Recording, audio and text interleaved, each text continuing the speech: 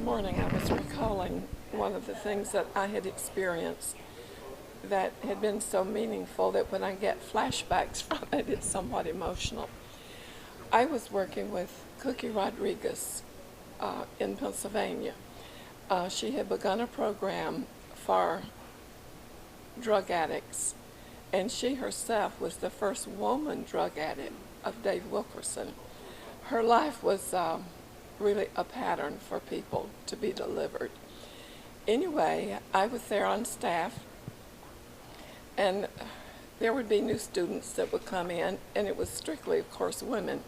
So we were to pray with the girls an hour before dinner each evening. And as being on staff, we took turns doing it. And the girls would usually be on their knees and stay on their knees for about an hour. But we were supposed to pray for each individual girl.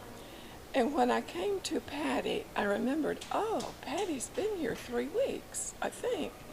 And I have not heard anything about her receiving Jesus. So when I got to Patty, I said, Patty, I said, don't you want to invite Jesus into your heart? And she said, yes, but I don't know how. And that really just somewhat smote me that she had been there that long. I said, well, you just repeat after me. So I led her in a sinner's prayer. And then I was prompted by the Holy Spirit, have her pray in her own words. So I asked her to do that with what she remembered.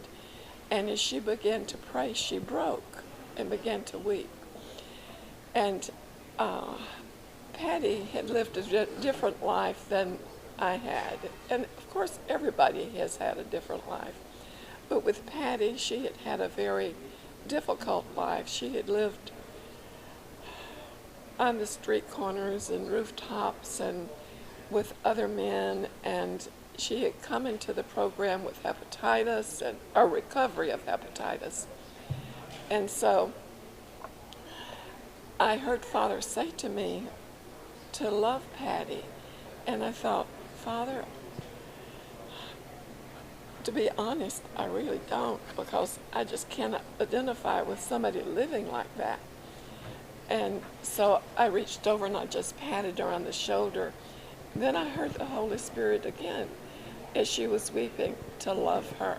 So I got a little closer and I put my arms around her. And then the third time I heard this voice, it said, love her. And it sounded angry and it startled me. And so I took Patty in my arms. And I've never felt such love. I mean, the essence of the love of God just became so real. And I was able to really love her, but only because Father was giving me the love. And that many of you, as you go through life and you meet people that you may not be able to identify with, remember, we don't have to have had drugs. We don't have to have been a prostitute. We don't have to have been there to love them. And that love can be really real because actually it's not our love, it's Father's love.